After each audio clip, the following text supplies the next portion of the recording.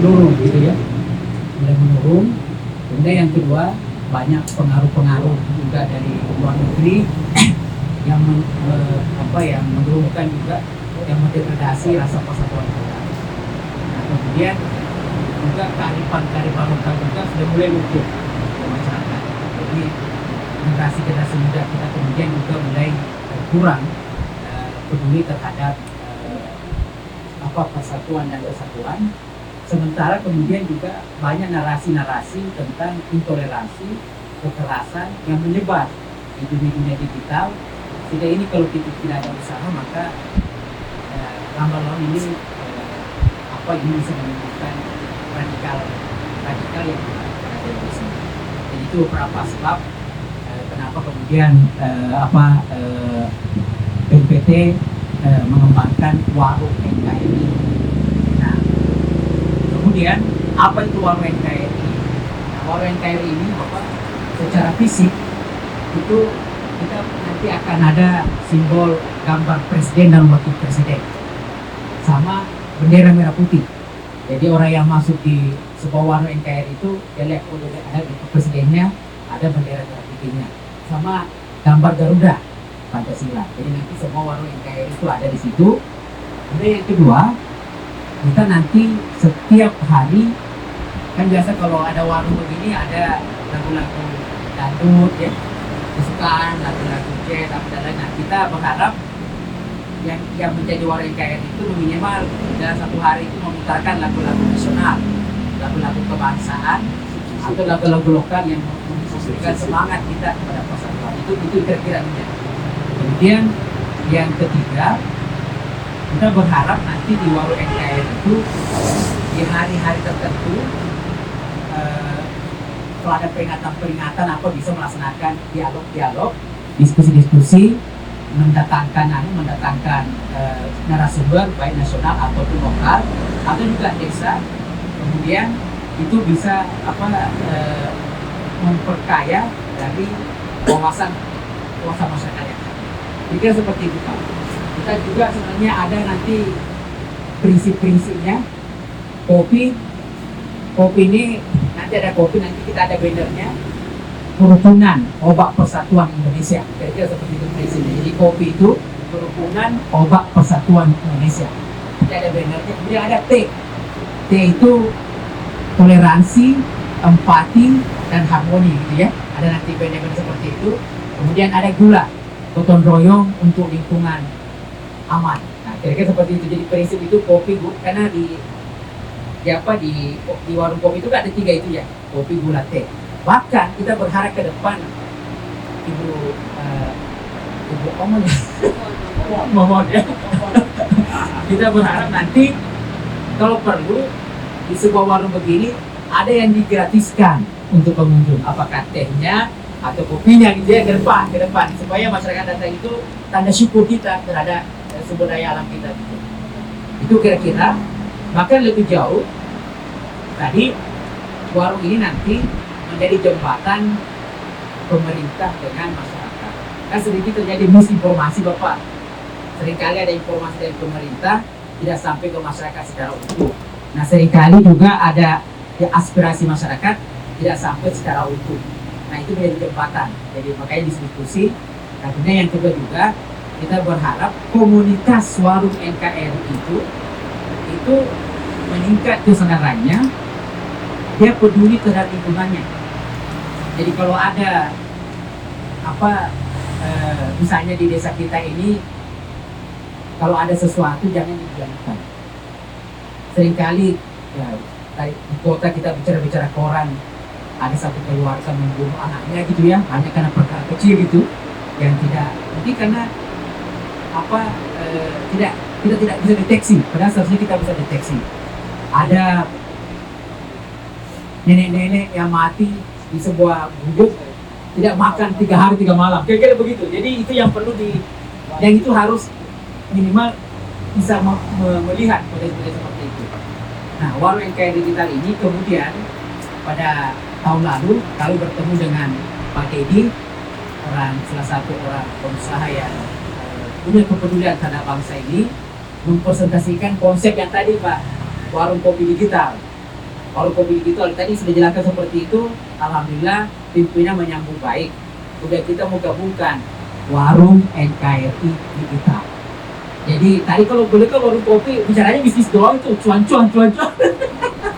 Padahal itu pentingnya. Tapi kita kan BMPT Cuan yang berkebangsaan. BMPT punya dua target. Yang pertama, memang salah satu akar permasalahan munculnya radikal terorisme adalah yang pertama mindsetnya yang kurang pak. Tidak paham tentang NKRI, tidak paham tentang Pancasila, tidak paham tentang Bhinneka Tunggal Ika. Akhirnya sedikit dipicu oleh isu-isu, dicocoki oleh orang lain, yang kemudian mentobutkan kita, pemerintah gitu ya. Nah, kita dianggap togo, padahal negeri ini dibangun dengan kearifan agama dan kearifan lokal kita. Bersatunya pemerintah, ABRI, TNI, dan ulama-ulama kita. Semua pendeta dan lain-lain bersatu untuk melahirkan dasar negara, yaitu Pancasila. Tetapi seringkali ada orang yang kemudian masuk dengan bahan-bahan yang mau meruntuhkan ini.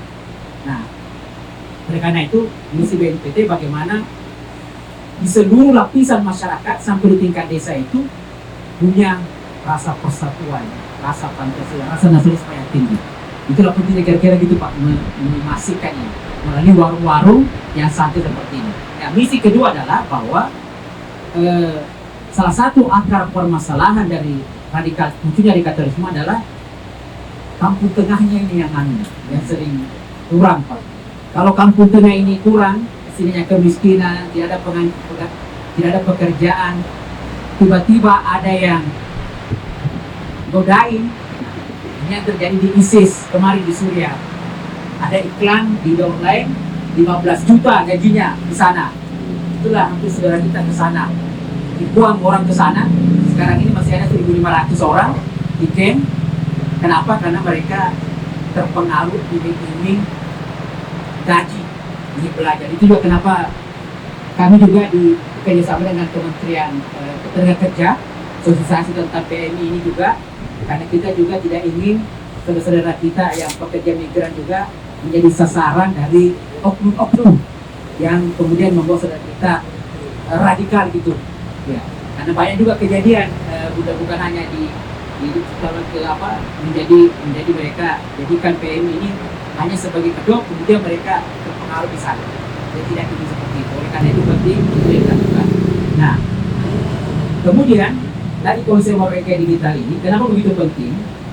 Pimpinan kami melihat bahwa narasi-narasi tentang intoleransi, narasi-narasi tentang kekerasan, dan mengajak kepada radikalisme itu beredar di internet, di digital.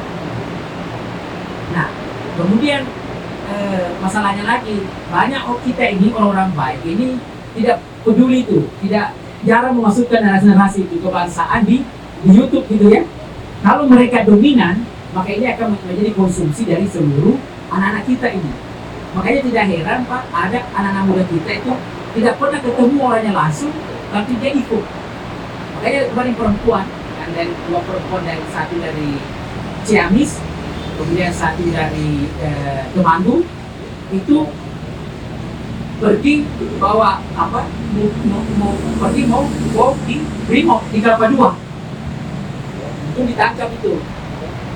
Kenapa dua orang ini terpengaruh secara online internet. Jadi bahayanya di internet. Oleh karena itu, dengan adanya warung NKRI kita berharap nanti seluruh diskusi-diskusi seperti ini Pak direkam, kalau perlu nanti online, kemudian bisa di-upload di YouTube sehingga nanti bisa dibaca oleh semua orang.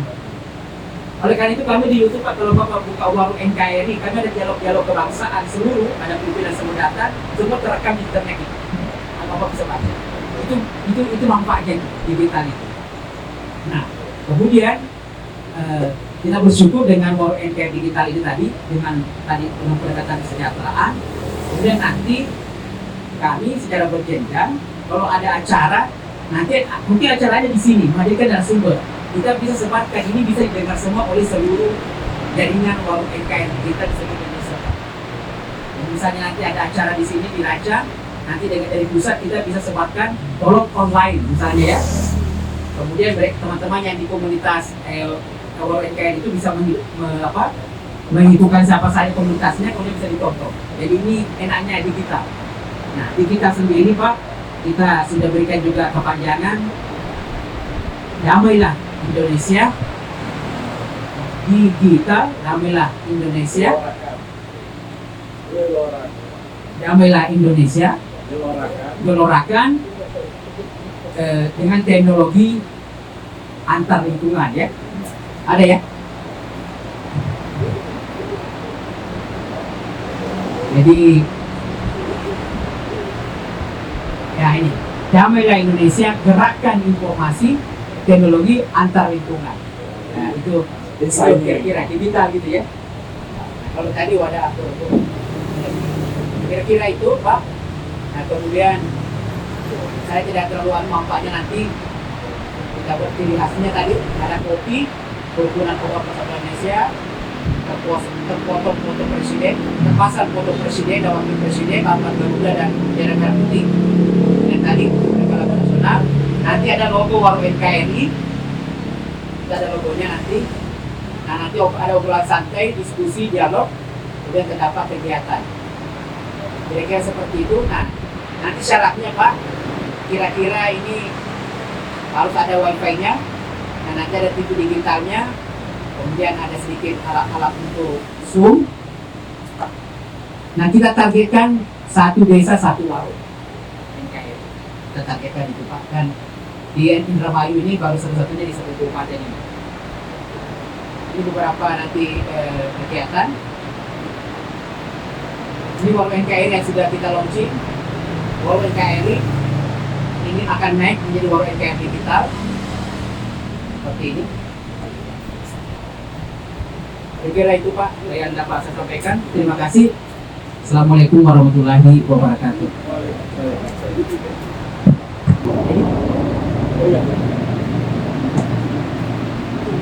Ya, tadi saya baru kenalkan Mas Hence tadi ya, Mas Hence di sini saya. Pak Cepu ini direktur saya dari guetilang.com yang tadi Pak. Karena rencana besok kita akan ada program pelatihan jurnalis warga.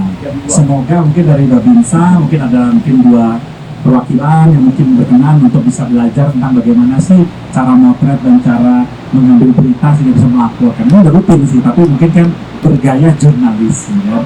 Terus warga sehingga nanti kita harapkan Babinsa juga bisa untuk tular melatih anak-anak muda untuk mereka bisa menjadi jurnalis. Karena dengan mulai menjadi jurnalis, mereka bisa punya peluang untuk nanti jadi tiktokers, youtubers, punya peluang untuk mencari uang dari internet juga. Salah satu program yang mungkin tidak pernah terbayangkan di generasi kita Pak. Generasi semua ini Pak, sekarang duitnya banyak-banyak Pak. Itu kerja dari rumah semua, di kamar semua ya tadi. Entah gamers, entah youtuber, entah tiktoker, entah ngedit-ngedit, entah apa semua itu semua sekarang bisa kerja dari rumah. Maka itulah tugas faktor kita. Aja dari Babin Kamtipmas mungkin kalau bisa ada 3 Pak, nanti ada yang tidak bisa perwakilan itu bisa nanti ketutular gitu kan. Nanti kita memang tim kecil aja mungkin bisa 3 boleh, mau 5 boleh, terserah yang bisa berkenan. Ini juga banyak manfaatnya nanti yang dirasakan oleh teman-teman dari Kamtipmas. Bukan kerjaan tambahan ya, pasti kan udah terlalu banyak laporannya, udah sering Pak saya masuk namanya POM apa-apa kan ya, PM apa namanya yang sekarang itu kan dilapor ke Kadifhumas tuh, yang foto diupload juga kan udah sering kan Pak. Tapi ini masuknya Guetilang. Kebetulan pembinanya Guetilang juga Pak Irjen Pol Eko Budi dari Wakalem Diklat. Beliau juga kemungkinan juga berkenan. Jadi tiga pimpinan besar yang kemungkinan entah BP2M yang datang sini, entah Komjen Dikto melalui Warung Digital atau mungkin Pak Jenderal Eko melalui Wakalem Diklat. Jadi kita akan hadirkan mereka untuk berkarang taruna juga Pak. Nanti kalau bisa nanti ada perwakilan mungkin 5 perwakilan atau mungkin dari perwakilan kecamatan humasnya juga bisa Pak. Biar ini gratis Pak programnya besok nih kita latih. Jadi benar-benar murni di kita untuk mereka bisa menjadi jurnalis warga dan bisa meliput potensi-potensi yang ada di seluruh kecamatan Bapak. Misalnya ada keindahan misalnya sungai yang sangat indah yang sudah dibikin untuk kafe atau tempat wisata lah, karena mancing untuk orang bisa datang. Saya itu udah kebayang nih Pak, di depan ini saya udah mikir, wah ini kalau mau saya bikin mina pagi. Jadi modalin ikan sedikit, terus kasih saung depan situ, duduknya di sini, ngopinya di depan, sambil mancing. Mungkin kecil-kecil aja ikan pancing kecil. Dapat ikannya bisa goreng di samping, dibakar. Ini udah saya pikirin untuk bikin buat Momon, bukan buat saya. Karena suksesnya Momon, suksesnya saya Pak. Momon, suksesnya Momon juga suksesnya bagi Bapak juga karena ada satu masyarakat yang kreatif dan menciptakan sebanyak mungkin kreativitas di sini. Sehingga kalau masyarakat kreatif, sehingga tingkat kejahatan itu akan menurun Pak. Karena apa? Perutnya terisi nih Pak. Ada aktivitas yang bisa cari uang, dan cari uang nggak perlu ninggalin desanya Pak. Kasih saya kesempatan Pak. Gitu loh. Saya nggak mungkin dagang kecap jauh-jauh dari Jakarta ke sini keringetan Pak. Hanya buat meyakinkan camat, sama polsek, sama koramil. Kayaknya kayak kurang kerjaan juga, saya kayak nggak ada kerjaan di Jakarta Pak. Bawa direktur saya bawa semua gitu kan. Jadi artinya kita Mas Hence ini ketua LSP Pers Pak, juga ketua SPRI, Serikat Pers Republik Indonesia. Jadi walaupun beliau sekarang hari ini secara personal di bawah saya, tapi kalau jabatan beliau di dunia pers ditakutin. Karena orang paling takut sama dunia pers Pak. Iya kan? Capek, karena pers itu kan beritanya sangat betul aja Pak. Jadi diberi undang-undang pers. Ya kalau misalnya Anda nggak merasa itu, jawab gitu. Ya, tapi nama gue udah kecemar. Ini kan hak jawabnya ya, tapi kan basi Pak. Lalu kan pemberitaan pertama ya, dibaca orang. Yang kedua dianggapnya hanya bela diri. Kan begitu Pak. Jadi makanya males sama pers sebenarnya. Karena ya pilihan kita kan kalau sama pers daripada kita males, sebenarnya kita rangkul. Gitu, kalau enggak kita jadi bulan-bulanan. Jadi kira-kira bahasa kasarnya. Tapi itu pers yang zaman dulu, yang sekarang makanya beliau bikin namanya Lembaga Sertifikasi Profesi Pers. Jadi ada LSP-nya Pak, ada CAP-nya, Lambang Negara, dan BNSP. Beliau ketuanya juga. Jadi sebagai ketua SPRI juga ketua LSP Pers, dan juga direktur di Gotilang tadi yang program tadi dengan Pak Irjen Pol Eko Budi, Pak Kalibika pembina kami di situ. Nah, Pak Cepu dari direktur juga di Gotilang, bidangnya pimpinan perusahaan. Kalau Pak Hence pimpinan redaksi. Nah, jadi nanti Pak Hence pimpinan redaksi nasional, sehingga nanti ada 74.000 desa, 74.000 berita Pak. Bayangin Pak, kita punya kontributor berita, tanpa kita harus bayar. Tapi bagi si jurnalis, saya juga punya tempat wadah untuk menyalurin aspirasi saya, sehingga suara saya didengar dan saya bisa membantu masyarakat di sekitar saya. Jadi kejadian Pak, di Babin Kaptipasnya Pesawaran, dia senang banget. Dia datang ke warung kecil, terus ada bapak-bapak tua cuma di garasinya bikin toprak, dia fotoin bagus, dia upload, langsung semua teman-temannya makan semua di situ. Orang ketopraknya terima kasih karena dibantu dipromosikan. Ini kita referral Pak, bantuin rakyat kecil untuk supaya rame dimakan kan kita pahala Pak. Jadi itu maksud saya. Jadi hal-hal itu dilakukan melalui Gotilang. Nanti Mas Iku besok mau melatih jam 2. Siapa yang bisa besok, mungkin kan hari Minggu ya, banyak yang nggak bisa nggak apa-apa. Tapi kalau nanti itu sampai yang kajian ke Mbak Atan follow up ke Pak Camat, ke Kromi, kemudian juga. Oh betul, alhamdulillah. Itu mudah-mudahan Pak jadi kabel penggerak kita Pak. Bahwa punya 20 media gitu Pak. Jadi bersatu kita Pak. Kayak gitu Pak maksudnya. Nah, kan tadi kata Bang Jeffrey kan, kalau Pak Didi ngomongnya bisnis dulu ya. Muaranya ya duit Pak. Kalau nggak muaranya duit, bagaimana kita melakukan segala gerakan idealisme tadi gitu loh. Pakai apa biayanya? Kan tadi bosnya ngomong harus minta kopinya gratis. Nah kan harus ada ekonomi dulu. Kalau langsung kopi gratis, ngomong langsung bangkrut besok Pak. Kan sebulan aja Bapak datang nggak bayar, kan bangkrut langsung besok. Kita berdayakan dulu Pak, gitu loh. Gede baru suruh gratis. Ini BPT yang megang 47 kementerian minta gratis, suruh CSR gitu loh. Kita saya koreksi di atas gitu Pak, ini CSR tolong itu bikin orang kaya semua tuh. BUMN itu pakai PR semuanya, kalau nggak teroris loh. Ya kasih sini, gratis tuh, kasih bulan. Ya Pak, itu juga gitu Pak. Gitu, duit pusat turunin gitu loh. Ya, kayak gitu. Kecuali kalau 400 triliun nanti jadi ya mungkin bagi susu gratis lewat sini ya. Salah satu channelnya. Itu Pak, kalau enggak yang lain nanti misalnya menangin Ganjar, ya internet gratis. Kan gitu, 64.000 desa katanya. Ya itu juga penyaluran lewat sini juga Pak. Itu aja pokoknya warga digital, apapun yang kita dapat dari pusat nyalurinnya ke sini. Sebelum satu lagi, kalau Pak Anies pupuk gratis. Nah, Pak Anies pupuk gratis, itu aja. Bagi kita yang penting saya tidak saya membela yang bayar, gitu aja Pak. Kalau saya itu prinsipnya. Kalau yang benar dari Allah Pak. Allah juga. Kalau itu baik, itu cukup ya Pak. Terima kasih Pak. Mungkin Pak Camat bisa kasih gambar kita sehingga supaya nanti kami pulang bisa bawa sebuah program apa yang dibutuhkan oleh kecamatan Bapak, terutama desa ini. Kira-kira yang saya nanti kan bisa bantu kita bersama teman-teman JNPT, dan kami kan kebetulan kami bukan punya kekuatan tapi punya akses lebih dekat di Jakarta karena kami di Jakarta lebih mudah. Dan Pak Jufri ini kan, Bang Jufri dan teman-teman di JNPT itu hampir tiap minggu ya Bang rapat dengan semua kementerian, jadi bisa menitipkan program gitu. Nah BP2 ini sudah sama Sekjen sama Mbak Atan sudah minta proposal untuk bikin sosialisasi PPU.